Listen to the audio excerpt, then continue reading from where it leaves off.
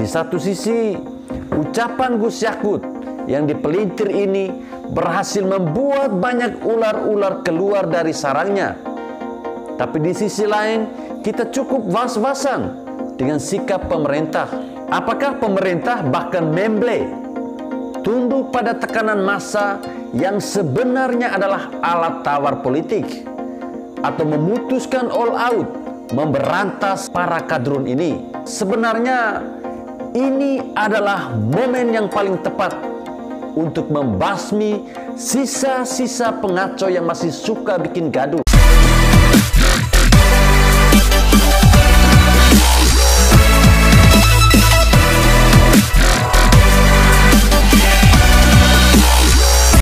Kalau teman-teman pernah mendengar narasi Gus Yakut mau diahokkan, bisa jadi memang benar adanya. Baru-baru ini melalui tim pengecaranya, Rizik mengecam keras omongan Gus Yakut terkait suara azan dan gonggongan anjing. Kata Rizik bahwa penodaan agama yang dilakukan Gus Yakut sangat biadab dan amat fatal, lebih parah dari Ahok, sehingga tidak boleh dibiarkan. Kata Rizik lagi, umat Islam harus melakukan pelaporan terhadap polisi atas pernyataan Menak. Jika tidak ditindaklanjuti, dia menyerukan aksi berjilid-jilid agar Gus Yakut diproses sesuai ketentuan hukum. Rizik juga meminta agar Gus Yakut dicopot dari jabatannya sebagai Menteri Agama. Coba kita pikirkan baik-baik. Tiap kali ada kubu pemerintah mengucapkan sesuatu yang bisa dipelintir hingga bikin gaduh, maka kelompok sebelah selalu menanggapi dengan ancaman demo atau tekanan massa. Tekanan massa ini seolah diartikan sebagai aparat atau pemerintah harus tunduk apapun ceritanya. Demo berjilid-jilid, Ahok pun dipenjara hingga 2 tahun. Sedangkan Yahya Walloni yang berkali-kali bikin ulah hanya divonis 5 bulan penjara.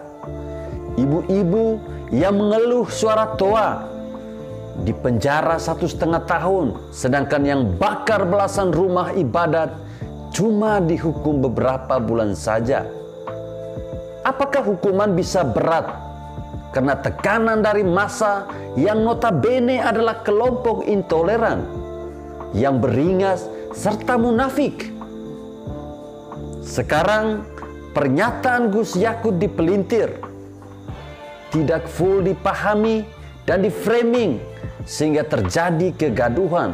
Kalau kita lihat, masih banyak yang berpikir kalau ucapan Gus Yakut kurang ajar, padahal tidak ada salah sama sekali. Ini hanyalah pemelintiran yang bertujuan untuk menciptakan kegaduhan.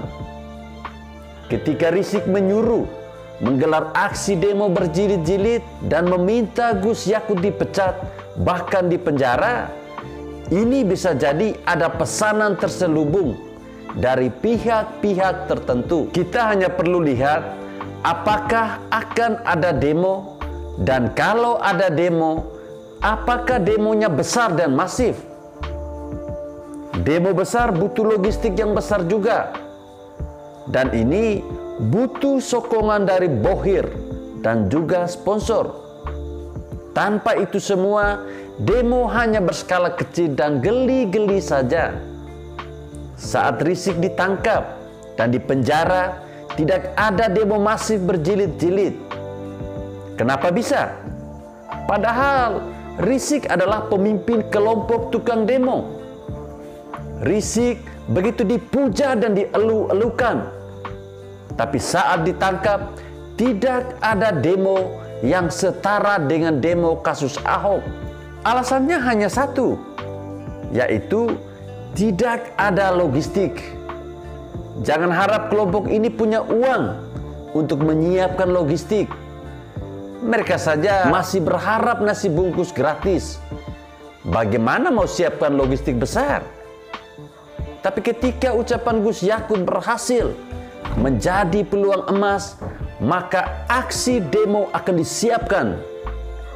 Kalau terjadi demo besar, maka sudah bisa dipastikan ada pemain besar yang bermain di belakang.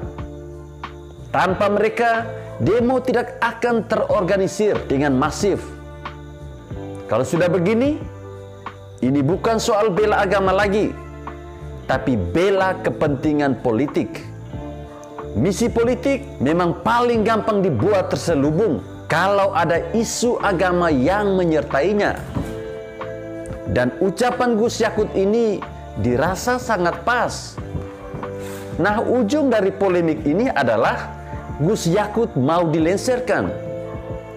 Harus dibikin bersalah dan dipenjara sama seperti Ahok. Kalau Gus Yakut berhasil disingkirkan, maka otomatis kursi Menteri Agama akan kosong dan harus ada penggantinya. Banyak yang menginginkan kursi Menteri Agama ini. Kursi Kementerian Agama termasuk kursi yang panas. Tinggal kita lihat saja nanti siapa yang paling berkepentingan. Saya melihat kalau Gus Yakut tidak bisa dijatuhkan lewat demo atau pelaporan, bisa jadi akan didesak agar diganti saat reshuffle menteri nanti. Pola kelompok sebelah sangat mudah dibaca. Kalau ada demo besar, maka melibatkan logistik besar. Dan biasanya ada bohir di baliknya. Dan ini tentunya ada kepentingan politik. Makanya mereka kalau dikasih hati, maka akan makin ngelunjak. Dibiarkan makin menjadi-jadi. Di satu sisi, ucapan Gus Yakut yang dipelintir ini berhasil membuat banyak ular-ular keluar dari sarangnya. Tapi di sisi lain, kita cukup was-wasan dengan sikap pemerintah.